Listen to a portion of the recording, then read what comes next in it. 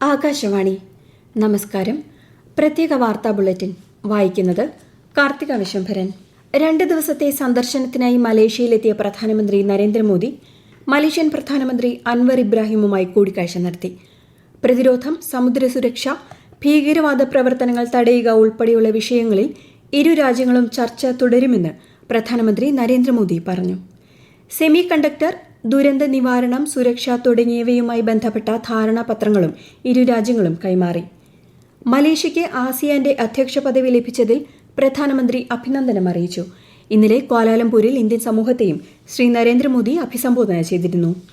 ഛത്തീസ്ഗഡിലെ ബസ്തർ ഡിവിഷനിലെ ബിജാപൂർ, സുക്മ ജില്ലകളിൽ 51 മാവോയിസ്റ്റുകൾ സുരക്ഷാ സേനയ്ക്ക് മുന്നിൽ കീഴടങ്ങി. ഇതിൽ 20 പേർ സ്ത്രീകളാണ്. ഇവരെ പിടികൂടുന്നവർക്ക് 1,61,00,000 രൂപയുടെ പാരിതോഷികം പ്രഖ്യാപിച്ചിരുന്നു. അത്യാധുനിക ആയുധങ്ങൾ സുരക്ഷാ ഉദ്യോഗസ്ഥർക്ക് കൈമാറുകയും ചെയ്തു. മേഘാലയയിലെ താങ്സ്കോ മേഖലയിൽ ഖനിയിലുണ്ടായ സ്ഫോടനത്തിൽ മരണസംഖ്യ 27ആയി. രക്ഷാപ്രവർത്തനം പുരോഗമിക്കുകയാണ്. സംഭവത്തെ തുടർന്ന് മേഖലയിലെ അനധികൃത ഖനനത്തിനെതിരെ ജില്ലാ ഭരണകൂടം നടപടികൾ ശക്തമാക്കി. പരിശോധനകളിൽ ഉംലാവാങ്ങിന് കീഴിലുള്ള 9 സ്ഥലങ്ങളിൽ നിന്ന് ഏകദേശം 3,197 മെട്രിക് ടൺ കൽക്കരി പിടിച്ചെടുത്തു.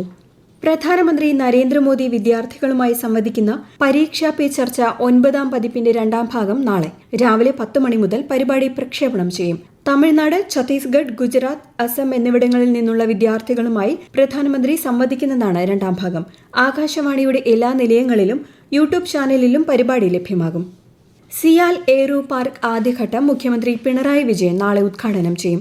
ഏവിയേഷൻ മേഖലയിലെ അറ്റകുറ്റപ്പണികൾ, പരിശീലനം, സാങ്കേതിക സഹായ സേവനങ്ങൾ എന്നിവ ഒരു കുടക്കീഴിൽ ലഭ്യമാക്കുകയാണ് പാർക്കിന്റെ ലക്ഷ്യം.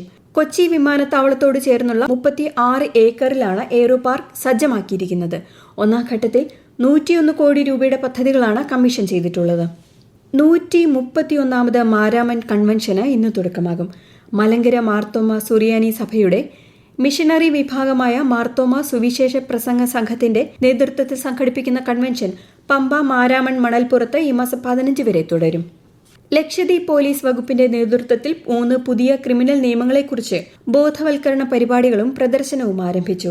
കവരത്തിയിൽ സംഘടിപ്പിച്ച പരിപാടി അഡീഷണൽ ജില്ലാ മജിസ്ട്രേറ്റ് ശിവം ചന്ദ്ര ഉദ്ഘാടനം ചെയ്തു.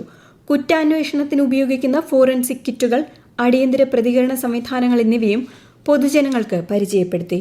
ഇടുക്കി തങ്കമണിക്ക് സമീപം പാണ്ടിപ്പാറയിൽ പ്രവർത്തിക്കുന്ന വെളിച്ചെണ്ണ ഉൽപാദന കേന്ദ്രത്തിൽ വൻ തീപിടുത്തം. ഇന്ന് പുലർച്ചെയാണ് അപകടം. അഗ്നിശമന സേനയെത്തി തീയണച്ചു. ലോകോത്തര സൗകര്യങ്ങളോടെയുള്ള കൊച്ചിൻ ക്യാൻസർ റിസർച്ച് സെന്ററിന്റെ പുതിയ കെട്ടിടം നാളെ മുഖ്യമന്ത്രി പിണറായി വിജയൻ നാടിന് സമർപ്പിക്കും. 384.34 കോടി രൂപ ചെലവഴിച്ച് കളമശ്ശേരി മെഡിക്കൽ കോളേജ് ക്യാമ്പസിലാണ് ക്യാൻസർ സെന്റർ കെട്ടിടം നിർമ്മിച്ചിരിക്കുന്നത്. ക്യാൻസർ ചികിത്സാ ഗവേഷണ രംഗത്തെ പുതിയ മുന്നേറ്റമായിരിക്കും ഗവേഷണ കേന്ദ്രമെന്ന് മന്ത്രി വീണ ജോർജ് പറഞ്ഞു. രാജ്യത്തെ ആദ്യ സഹകരണ റൈഡ് ഹെയിലിംഗ് പ്ലാറ്റ്ഫോമായ ഭാരത് ടാക്സിയുമായി എയർപോർട്ട് അതോറിറ്റി ഓഫ് ഇന്ത്യ ധാരണാപത്രത്തിൽ ഏർപ്പെട്ടു. വിമാനത്താവളങ്ങളിൽ യാത്രക്കാർക്ക് സൗകര്യപ്രദമായ ക്യാബ് സേവനങ്ങൾ അവതരിപ്പിക്കുന്നതിന്റെ ഭാഗമായാണിത്. കേന്ദ്ര യുവജനകാര്യ കായിക മന്ത്രാലയം, മേരാ യുവ ഭാരത് എന്നിവയുടെ ആഭിമുഖ്യത്തിൽ സംഘടിപ്പിക്കുന്ന മൈ ഭാരത് ബജറ്റ് ക്വിസ്റ്റിൽ തെരഞ്ഞെടുക്കപ്പെടുന്ന യുവതി യുവാക്കൾക്ക് പ്രധാനമന്ത്രിയുമായി നേരിട്ട് സംവദിക്കാൻ അവസരം. ഈ മാസം 17 വരെ മേരാ യുവ ഭാരത് പ്ലാറ്റ്ഫോമിൽ സംഘടിപ്പിക്കുന്ന ഡിജിറ്റൽ ക്വിസ് മത്സരത്തിൽ 15 മുതൽ 29 വയസ്സുവരെ പ്രായമുള്ളവർക്ക് പങ്കെടുക്കാം. myBharat.gov.in പോർട്ടൽ വഴിയാണ് ക്വിസ് മത്സരത്തിൽ പങ്കെടുക്കേണ്ടത്. അണ്ടർ 19 സാഫ് കപ്പ് ഫുട്ബോൾ വനിതാ ചാമ്പ്യൻഷിപ്പ് കിരീടം ഇന്ത്യയ്ക്ക്. നേപ്പാളിൽ നടന്ന ഫൈനലിൽ ബംഗ്ലാദേശിനെ ഏകപക്ഷീയമായ 4 ഗോളുകൾക്ക് തകർത്താണ് ഇന്ത്യയുടെ ജയം. ക്യാപ്റ്റൻ ജുലാൻ നോങ് മൈദം, എലിസബത്ത് ലക്ര, പേൾ ഫെർണാണ്ടസ്, അൻവിത രഘുരാമൻ എന്നിവരുടെ മികച്ച പ്രകടനമാണ് കിരീട നേട്ടത്തിന് പിന്നിൽ. 8ാം സന്തോഷ് ട്രോഫി കിരീടം ലക്ഷ്യമിട്ട് കേരളം ഇന്ന് സർവീസസുമായി ഏറ്റുമുട്ടും. ഉച്ചയ്ക്ക് 1 മണിക്ക് അസമിലാണ് മത്സരം.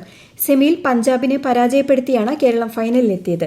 റെയിൽവേസിനെ വീഴ്ത്തിയാണ് സർവീസസിന്റെ ഫൈനൽ പ്രവേശം. ICC പുരുഷ 2020 ലോകകപ്പ് ക്രിക്കറ്റിൽ അമേരിക്കയ്ക്കെതിരെ ഇന്ത്യയ്ക്ക് 29 റൺസ് വിജയം.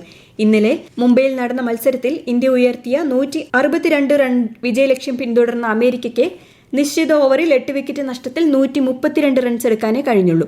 പ്രത്യേക വാർത്താ ബുള്ളറ്റിൻ കഴിഞ്ഞു. അടുത്ത വാർത്താ പ്രക്ഷേപണം 12:30.